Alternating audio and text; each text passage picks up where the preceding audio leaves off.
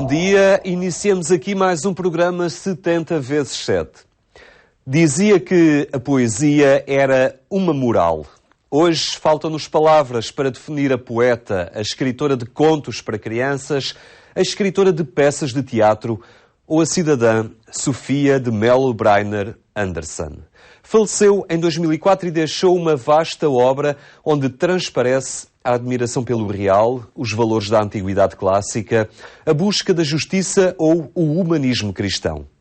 No programa de hoje viajamos pela obra de Sofia e tentamos descortinar a presença de um transcendente que se manifesta no real, descrito nos seus poemas. Um programa realizado no âmbito da abertura da exposição que assinala a doação do espólio da poeta à Biblioteca Nacional.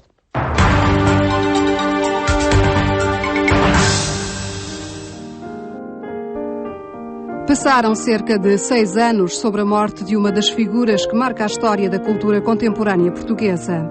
Sofia de Mello Briner foi angariando prémios e reconhecimento ao longo da vida.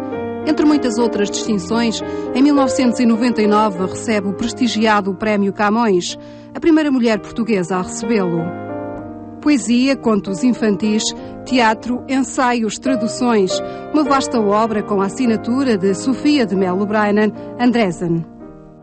Recentemente, um colóquio internacional promovido por Maria Andresen Sousa Tavares, filha da poeta, e o Centro Nacional de Cultura, juntava na Fundação Carlos de Gulbenkian especialistas nacionais e internacionais da obra de Sofia de Mello Briner.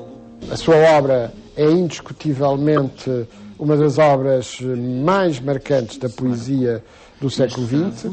De facto, Sofia faz parte de uma pleiade de grandes poetas num tempo em que, de facto, a poesia portuguesa foi extraordinariamente marcante. Sofia deixou a poesia e deixou o exemplo. O colóquio aqui realizado assinalava o gesto da família Sousa Tavares, que acabava de doar o espólio de Sofia de Mello Briner à Biblioteca Nacional e à cultura portuguesa. O que Sofia guardou e não mostrou ao longo da sua vida pode agora ser descoberto na Biblioteca Nacional. Uma exposição intitulada Sofia de Mello Briner Anderson, uma vida de poeta, mostra até 30 de abril uma parte do mundo recatado de Sofia. É uma seleção de fotografias, poemas, manuscritos, alguns inéditos, correspondência, cadernos e folhas soltas que tanto registram apontamentos de viagens como esboços da arte criativa da poeta. Nos contos infantis, a Menina do Mar, a Fada Oriana ou o Cavaleiro da Dinamarca povoam a imaginação dos mais novos, mas é na poesia que Sofia de Mello Briner deixa o seu maior legado. A infância e juventude, a natureza, o mar, a cidade, o tempo, a busca da justiça, os valores da antiguidade clássica ou o humanismo cristão são a matéria-prima que dá corpo aos poemas de Sofia. Sofia nasceu no Porto, no seio de uma família aristocrata. Frequentou o curso de Filologia Clássica na Faculdade de Letras de Lisboa e aí familiarizou-se com a civilização grega que aparece espelhada na sua obra. A poesia da minha mãe é toda ela atravessada por um confronto na filosofia dela, porque os poetas têm uma filosofia própria, que explicitam mais ou menos um confronto entre a imanência e a transcendência. E dizia que toda a sua percepção de um Deus ou de um destino não imediato, para além da morte, passava pela permanência deste mundo como ele é, do mundo imanente tal como ele é. Ela não conseguia conceber outra maneira de estar, de ser feliz ou de a vida permanecer que não fosse com o mar, com a luz, com os rios, etc. As flores, os jardins, que eram coisas tão importantes para ela. Em 1969, João César Monteiro realiza uma curta-metragem sobre a obra poética da escritora. O realizador afirma na altura, a propósito do seu filme, que a poesia não é filmável. Neste documentário, encontramos a voz de Sofia e a sua poesia. A coisa mais antiga de que me lembro é de um quarto em frente do mar, dentro do qual estava, poisada em cima de uma mesa, uma maçã enorme e vermelha. Do brilho do mar e do vermelho da maçã, erguia-se uma felicidade irrecusável, nua e inteira. Não era nada de fantástico, não era nada de imaginário. Era a própria presença do real que eu descobria. A religião, a transcendência, não eram algo explícito na sua poesia. Traduziam-se na admiração pelo real, pelas coisas, tal como apareciam diante dos seus olhos. Recusa as realidades imateriais. Por vezes, esse maravilhamento pelo mundo tal como ele é, levava a fazer uma oração de agradecimento.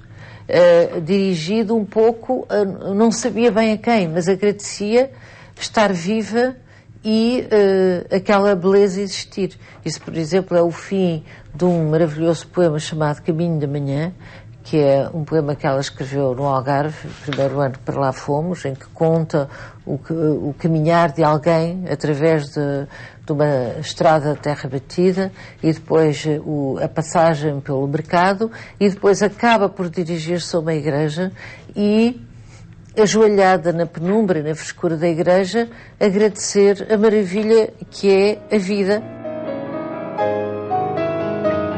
Caminha até encontrares uma igreja alta e quadrada.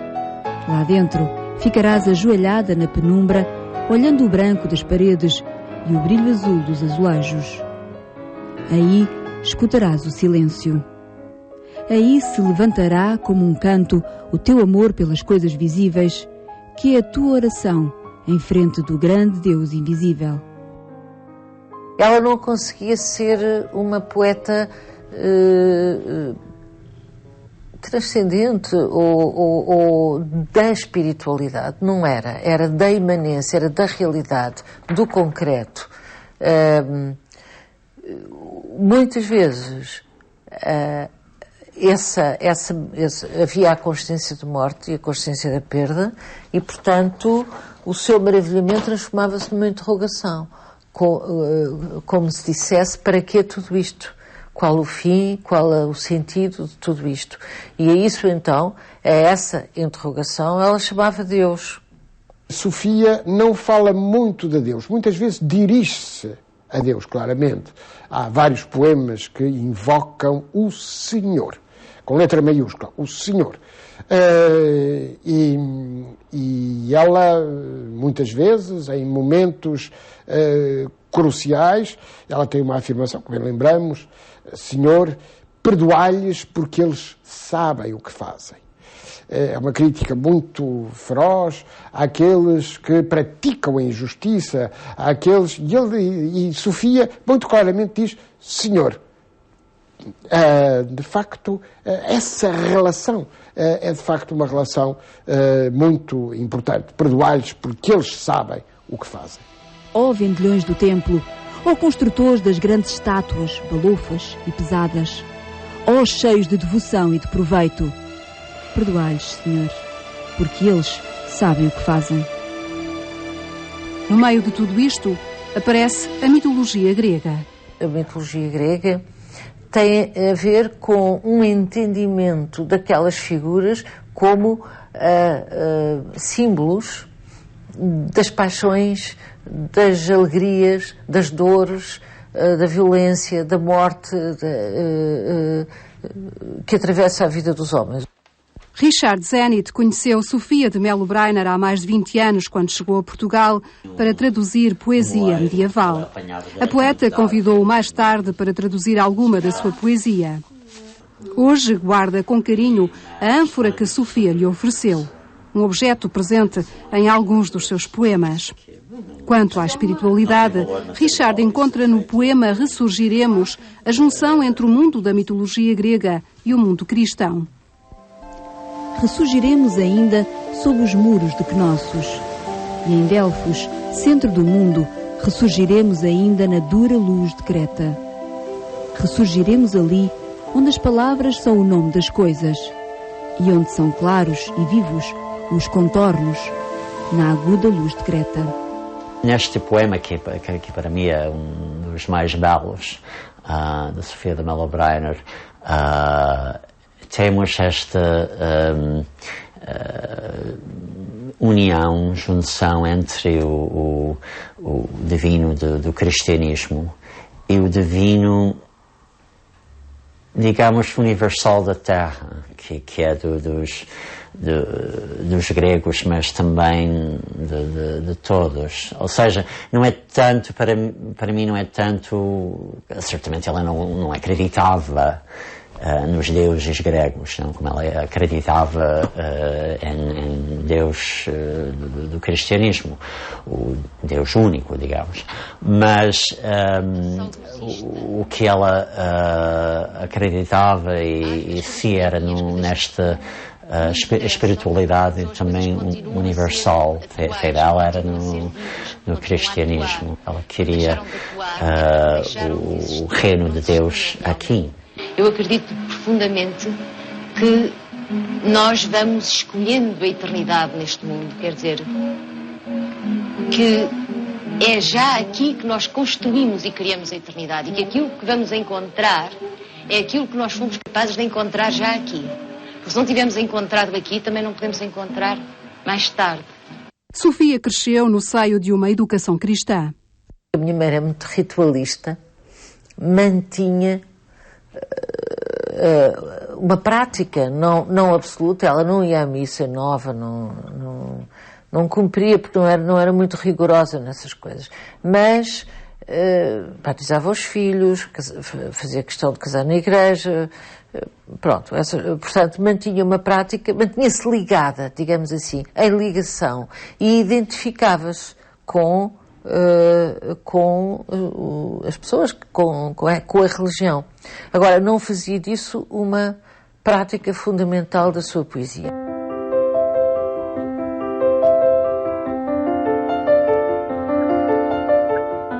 Na poesia, a religião não era explícita, mas na ação de Sofia ela estava lá.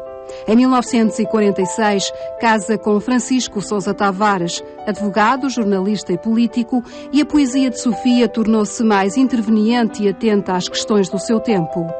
Era trespassada pelos ideais humanistas cristãos de justiça e de ética. A sua ligação a movimentos católicos passou a ser uma prática corrente. Ela ligou-se aos movimentos, ela tinha-se ligado aos movimentos da oposição ao antigo regime, desde as eleições do Delgado, que esteve ligada. Acompanhou a campanha do Delgado e apoiou. E foi nessa altura que conheceu o Mário Soares e muitas pessoas que viriam a ser amigos dela.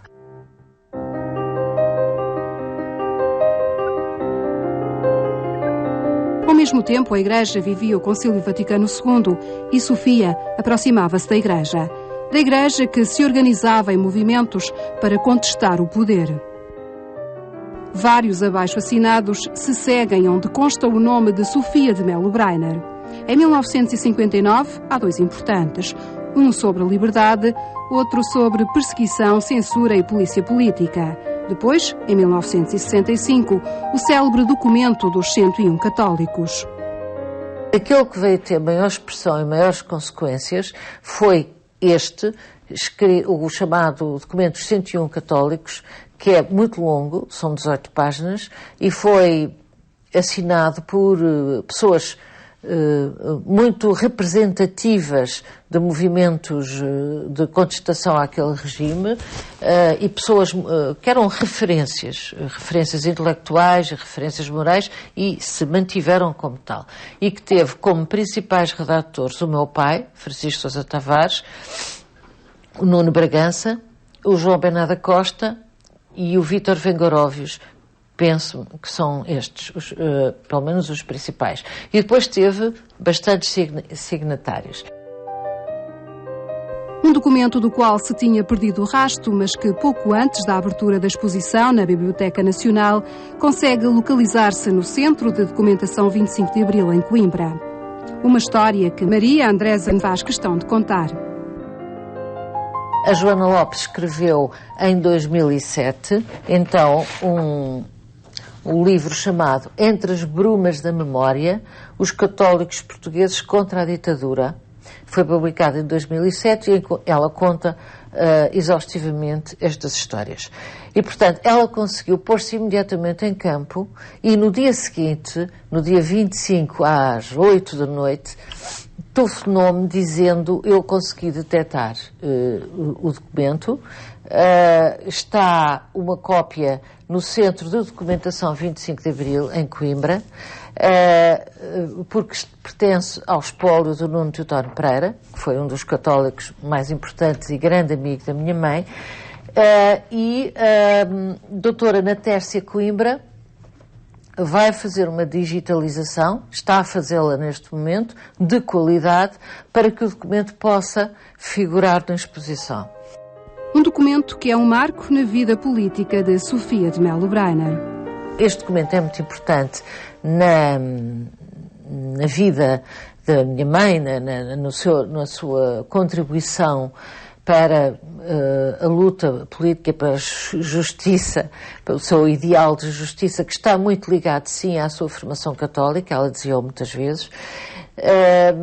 E eu, pessoalmente, penso que é mais importante do que outras coisas que figuram na exposição, que podem ser mais vistosas, mas que historicamente são menos relevantes. É sobretudo a partir dos anos 60 que se nota na poesia de Sofia de Melo Breiner a luta política contra o regime ditatorial, a luta pela justiça e pela distribuição dos bens. Não é uma poesia de combate, mas também não é. Ela também não é uma poeta da engagée. Não é uma poesia engagée, mas é uma poesia por onde passa a presença do combate político, que é sempre um combate pela justiça, pela distribuição dos bens, por maiores direitos, a defesa dos maiores direitos das pessoas. Esta gente cujo rosto, às vezes luminoso e outras vezes tosco, ora me lembra escravos, ora me lembra reis, faz renascer meu gosto de luta e de combate contra o abutre e a cobra, o porco e o milhafre. Pois a gente que tem o rosto desenhado por paciência e fome é a gente em quem um país ocupado escreve o seu nome. Vemos, ouvimos e lemos. Na passagem de 1968 para 1969, Sofia ouve-se na rua. A Cantata da Paz, tão divulgada por Francisco Fanhais depois do 25 de Abril, foi escrita por Sofia de Melo Breiner para uma vigília contra a guerra colonial no Dia Mundial da Paz. Vemos, ouvimos e lemos relatórios da fome, o caminho da injustiça, a linguagem do terror. Vemos, ouvimos e lemos, não podemos ignorar. Vemos, ouvimos e lemos, não podemos ignorar. Na segunda metade dos anos 60, Sofia está à frente do Centro Nacional de Cultura, uma época que coincide com a proibição e fecho da Sociedade Portuguesa de Escritores. Foi presidente do Centro Nacional de Cultura e no Centro Nacional de Cultura teve um papel muito importante porque acolheu os escritores depois da proibição da Sociedade Portuguesa de Escritores e acolheu ainda a Comissão Nacional de Apoio aos Presos Políticos e, por isso, poucos dias depois de 25 de abril de 1974, quando a cadeia de Caxias abre as suas portas e os presos saem, e estavam lá muitos cristãos, pois bem, a Sofia está na primeira linha. Grândola Vila Morena, terra da fraternidade. Quando finalmente desponta o Dia da Liberdade, Francisco Sousa Tavares, marido de Sofia, corre ao Largo do Carmo de megafone em punho, apela ao povo para que apoie os militares revoltosos. Alguns dias depois, no 1º de maio, milhares de manifestantes gritaram em Lisboa uma palavra de ordem lançada por Sofia e depois imortalizada num célebre quadro de Vieira da Silva. A poesia está na rua. Em 1975, a escritora foi eleita deputada à Assembleia Constituinte pelo Círculo do Porto nas listas do Partido Socialista. Sofia, em discursos sobre a cultura, a liberdade da cultura, sobre a educação e sobre a educação especial, sobre a educação integradora, a educação daqueles que têm dificuldades. Pois bem, essas intervenções, lidas hoje à distância, são intervenções absolutamente luminosas. Maria Andrésa de Sousa Tavares recorda as palavras da mãe numa das últimas entrevistas que deu. Em 2001 deu uma entrevista, e em que lhe perguntam se ela foi feliz, que recordação é que leva da vida, e ela diz assim: a vida não foi madrasta comigo, eu tive que sofrer como toda a gente, portanto nunca foi uma pessoa que se lamentasse. E perguntam-lhe o que é que ficou por viver, o que é que gostaria de ter realizado, e ela diz assim: gostaria de ter visto menos diferenças entre ricos e pobres, menos ambições por parte dos ricos e mais direitos adquiridos por parte dos pobres, e o resto é-me indiferente. É muito bonito este final, porque é uma espécie de testemunho de testamento. Passo agora, na rubrica Por Ser Domingo, para a opinião do economista João César das Neves. Portugal vai começar agora um período de grande agitação social, de contestação, de greves, de outras perturbações. E neste aspecto a presença dos cristãos é particularmente importante. E penso que há 3 coisas que deviam governar a nossa atuação neste período tão difícil. Primeiro, a consciência de que é mesmo preciso ajustar, que não vale a pena mais ilusões. Aliás, foi durante muito tempo esta ilusão de que podíamos fazer isso sem dor que nos tem mantido nesta permanente, recorrente austeridade. O segundo ponto é que onde se corta, e aí nem sempre são os que gritam aqueles que mais sofrem, não são aqueles que gritam aqueles que mais estão a ter efeitos dos cortes. Temos que dar voz aos que estão em silêncio, e muitos estão a sofrer muito, e os cristãos têm o dever de pôr a destaque onde se deve cortar e não onde dá jeito ou onde tem facilidade em cortar. Talvez o terceiro ponto, o mais importante, é que temos que dar esperança às pessoas. As pessoas não se prenderem à situação e perceberem que a esperança não está no que nos acontece, mas naquilo que nós fazemos com o que nos acontece. Não é o fim do mundo, e um aperto destes, por muito doloroso que seja, ultrapassa-se, e já passámos por situações muito piores. Mas, sobretudo, temos que pôr os olhos noutra realidade. Toda esta ilusão destes últimos tempos, toda esta euforia, afastou-nos das verdades, e por isso é que caímos neste erro. E agora temos que voltar às verdades eternas, temos que voltar ao essencial, e temos que ter esperança, dependente de outras coisas que não da situação económica. E ficamos hoje por aqui. Para a semana olhamos o problema do aumento da esperança de vida que esbarra num Estado social falido e numa sociedade sem recursos para acolher os seus idosos. Foi o programa 70 × 7. Tenha então uma ótima semana.